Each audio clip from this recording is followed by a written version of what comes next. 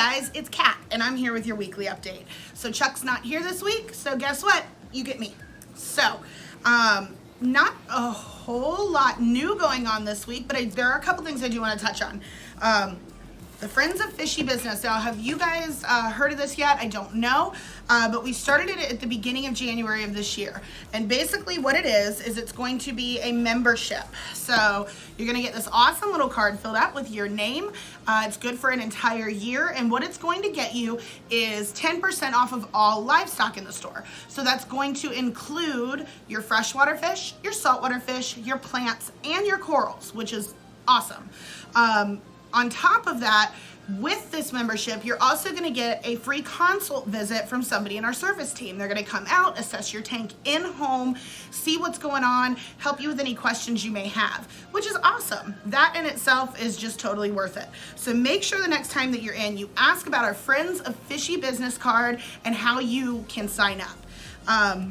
Aside from that, we don't really have too much crazy stuff going on right now, and I'm really excited to show you guys the fish that we got this week. Quite possibly one of the best saltwater and freshwater shipments that we have gotten, I don't even know, in the 2 years that I've been here. So I think it's time to go look at the fish. Hi, it's Kevin. We got a bunch of new interesting things in for freshwater. A couple things we haven't had in quite some time. I'm going to showcase all those cool things for you today. We've got in a good assortment of some small, medium South American cichlids in. I've got in some maniguints, the jaguar cichlids, which we haven't had in quite some time. I've got in area.We, which are also called a wolf cichlid, that I haven't had in quite some time. The wolf cichlids will get some serious teeth to them, so be careful with choosing tank mates. And we also have some extremely colorful firemouth in stock, as well as some salvinis in stock. They all look really nice. We got in some nice sized medium frontosas. These are actually a Lake Tanganyikan cichlid, but usually will mix in with your Malawis just fine. And your Victorians as well. They do get large, but they're kind of gentle giants and kind of like a cruise by like a submarine in the tank. We got in some beautiful gold tetras. One of my personal favorites for a nano tank. Really striking little bright gold metallic fish. And we have also got some gold white clouds, which are a different, almost like a platinum strain of the regular white cloud. Got a nice iridescence to them, just as durable as the regular counterpart. So far as fancy plecos go, we got some really nice looking galaxy plecos right here. Really pretty little fish. Some really cool starter fish that would be good to start a brand new tank with would be the X-ray tetras. These guys are a different color morph of the regular Pristilla tetras, just as durable as their regular counterparts, but kind of like a translucent look, and the little black eyes really make them look really cool. This is one of my personal favorites. This is the Odessa barbs. They come from Myanmar. Really pretty Asian import that we get in here. We haven't had the larger ones in a while, but they're really colorful, and they're just now starting to color up after being released from the bag. This is a really cool fish that you don't see every day. These are the festivums. They are actually a cichlid. They look a lot like a gourami, but they're not. They're actually closer related to an angelfish. A really cool little Central South American import. Cool little African import here. We've got the leopard cenopomas, which are also called a bush perch where they come from, because they get trapped during the flood season inside of bushes, and whenever the waters recede, the natives pick them out of the bushes like little fruit from trees to harvest them. One of my all-time favorite rainbows, and probably the most colorful and easy to care for, is the Bosemani. We got in a wonderful selection of Bosemani rainbows in this week. They came in really good and colorful. One of my all-time favorite little chunky goldfish are the little ranchus, although these are actually bigger ranchus. These came in pretty good size. These are about 3.5 to 4 inches long. Good size, good body shape, because ranchus are going to be more round bodied than your common lionhead. Probably one of the most bizarre looking goldfish of all time has got to be the water bubble eye. We got in a good batch of bubble eye goldfish. Usually these guys aren't very durable. This batch came in looking really good for bubble eyes. But one thing about bubble eyes that you do want to be careful of is be careful of any strainer on your power filter. You need to cover it up with a sponge or something like that, or their bubbles will get stuck in there. Got in a nice looking batch of reticulatus cories. Really cool little cory cats. These guys came in looking really nice. They do best in groups of 5 or more so you can get the full effect of their schooling powers.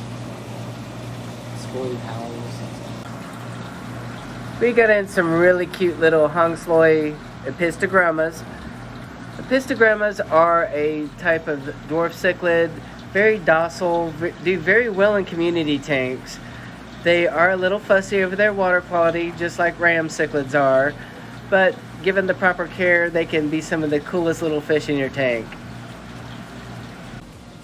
One of the coolest tetras, I think, are the Romy-nosed tetras. We got in a large quantity of Romy-nosed tetras in this week. Really cool fish, especially when kept in large numbers. I say minimum of 5 for schooling fish, but really to appreciate this fish to the best you can, I say do a group of 10 or more. Well, hello everyone, and welcome to the saltwater part of the weekly update. I have gotten in the best shipment of saltwater fish that I have received since I've worked here, and I've been working here over a year. I have bigger specimens than I've ever had. I've had more colorful specimens, and I've gotten in things that I've never even heard of before. So right now is definitely the time, and some of the colorations and patterns on these fish too are, and I'm not kidding you, once in a lifetime. You're not going to see that again mimicked in another fish. So now is definitely the time for you to come in and add these fish to your tank. I have fowler fish, I have reef safe fish, community fish. I've got everything. My assortment right now is just unreal. I'm excited to show you all of the cool things I got in. You guys know how excited I get about these fish. So if you have any questions, definitely call me or come into the store because I'll talk your ear off about all these fish. So without further ado, let's go look at my super bomb fish. All right, guys, so this is my absolute new favorite wrasse out of all the wrasses. This is the pink face or the 5-stripe wrasse or Thalassoma kinkivitatum. It is a big body Thalassoma wrasse, but the most gorgeous Thalassoma wrasse. Oh, this thing came in and I have not been able to stop looking at it. It's got green and orange and pink and yellow and blue. It is striking. The coloration and movements of this fish speak for himself. These guys only get about 7 inches, so which is kind of big for a wrasse, but you know, overall speaking, it's not all that large. These guys will eat your inverts, so not an invert friendly wrasse, but you can still keep them in a reef tank as they will not mess with your coral. Again, like I said, my absolute new favorite wrasse. Definitely come on, check out this beautiful girl. All right, guys, so this is a new wrasse for me. I'd never heard of it before, but it is called the seagrass wrasse. So this seagrass wrasse is super cool in that the way it swims is to mimic the algae and kelp that it lives in and the really nice algae mangroves of a marine ecosystem, which is why it swims a little bit different and why sometimes it will sit on the bottom, because in the wild they'll sit on the bottom in all the algae to camouflage themselves. These guys only get around 6 to 7 inches as well. They are fantastic to have in a reef tank. These guys will eat flatworms, they'll eat the pyramid worms, and they'll even eat the monopora and coral-eating nudibranchs. They are absolutely fabulous. They are carnivores, so you do need to feed them a carnivore diet of mysis shrimp and things like that, but I cannot recommend him enough. They are actually a very peaceful wrasse and a little bit more shy, so definitely I would recommend keeping him with other peaceful fish, but this guy is just stunning. All right, so this is the first time I've had one of these wrasses in the tank, and she's gonna be very challenging for us to film. But she is what we call a multicolored fairy wrasse. Look at her coloration. It might be a short video, but she's orange and she's got pink with purple stripes. There she is, hanging out in my hand. I've never seen a fairy wrasse like this in my life.